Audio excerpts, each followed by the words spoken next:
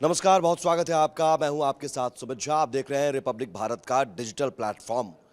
Operation सिंदूर की गूंज पूरे देश में सुनाई दे रही है, पूरी दुनिया में सुनाई दे रही है।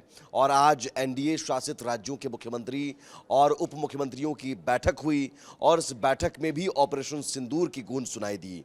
प्रधानमंत्री नरेंद्र मोदी की अध्यक्षता में ये बैठक हुई, जिसमें 20 एनडीए शासित राज्यों के सीएम और 18 डिप्टी सीएम शामिल हुए।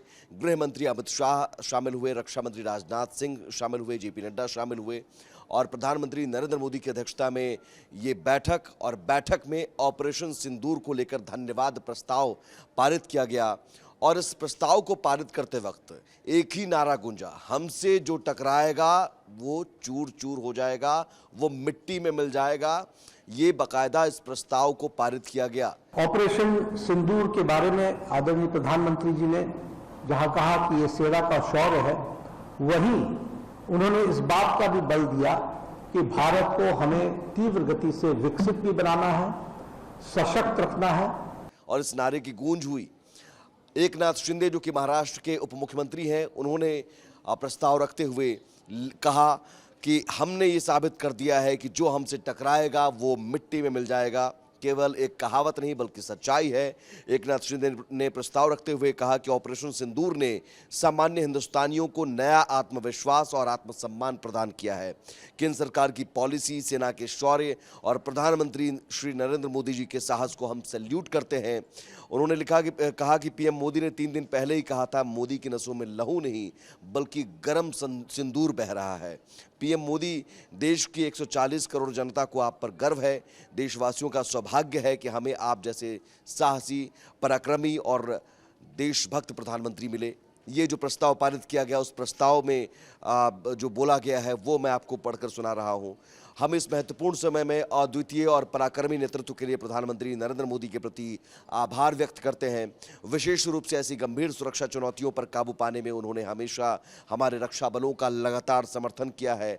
इतिहास ऑपरेशन सिंदूर को उन लोगों को करारा जवाब देने के रूप में याद रखेगा जिन्होंने भारत की शांतिपूर्ण विकास यात्रा को विवादित करने की गलती की। ये भारत की संप्रभुता और भारतीयों की सुरक्षा को हर चीज से ऊपर रखने की एनडीए सरकार की अटूट प्रतिबद्धता को उजागर करता है और भारत किसी भी आतंकवादी हमले का मुंहतोड़ जवाब देगा और ये भारत की शर्तों पर किया जाएगा। तो इस तरह का प्रस्ताव एनडीए शासित राज्यों के मुख्यमंत्रियों की परिषद के आयोजन में रखा गया ऑपरेशन सिंदूर की सफलता के लिए और साथ ही साथ प्रधानमंत्री नरेंद्र मोदी को धन्यवाद दिया गया। लेकिन सबसे अहम इसमें कि इस प्रस्ताव में की शुरुआत में ही ये कहा गया कि हमसे जो टकराएगा वो मिट्टी में मिल जाएगा और ये कहावत नहीं, अब सच्चाई है, नया भारत की सच्चाई है।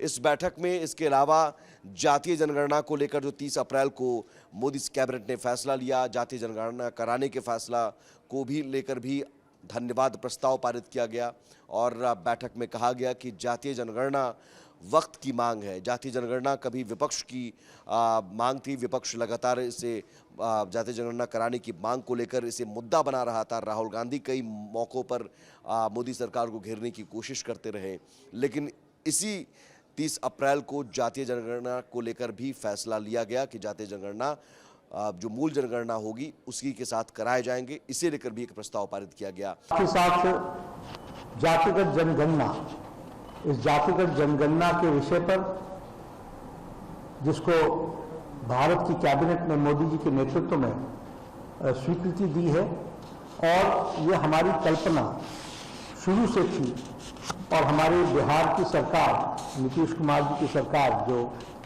जिसने सबसे पहले इसका प्रस्ताव लाया था, उसको भी ध्यान में रखते हुए और यह जातिगत जनगणना पर भी प्रस्ताव पारित हुआ। एनडीए शासित राज्यों के मुख्यमंत्रियों और डिप्टी सीएम की इस बैठक के मायने भी अहम हैं। ये इसलिए भी कि आने वाले दिनों में बहुत महत्वपूर्ण राज्य बिहार में चुनाव होने वाला है, उसके बाद बंगाल में चुनाव होने वाला है। तो इस लिहाज से एनडीए की एकजुटता दिखाने की भी कोशिश इस बैठक के जरिए की गई कि एनडीए किस तरह से इंटैक्ट है। और सामने अगर आप देखें तो इंडी अलायंस जो लोकसभा चुनाव के दौरान बना था, उसके बाद से विपक्ष ऐसा लग रहा है कि बिखरा हुआ है, बयानों में भी, मुद्दों में भी कन्फ्यूज़न की स्थिति नज़र आ रही है। लेकिन एनडीए के तमाम जो सहयोगी दल हैं, उनके मुख्यमंत्री हैं या फिर डिप्टी सीएम हैं, वो एकजुट एक साथ एक मंच पर आकर ऑपरेशन सिंदूर की सफलता के लिए, जातीय जनगणना के फैसले के लिए पीएम मोदी को धन्यवाद देते हैं, तो इसका मकसद और संदेश साफ है कि प्रधानमंत्री नरेंद्र मोदी की अगुवाई में सिर्फ बीजेपी नहीं बल्कि पूरा एनडीए कुनबा आगे भी चलता रहेगा। आने वाले चुनाव में भी इन मुद्दों को लेकर और मोदी सरकार के कार्यकाल भी के 1 साल पूरे हो रहे हैं मोदी 3.0 के, तो उन 1 साल की उपलब्धियों को लेकर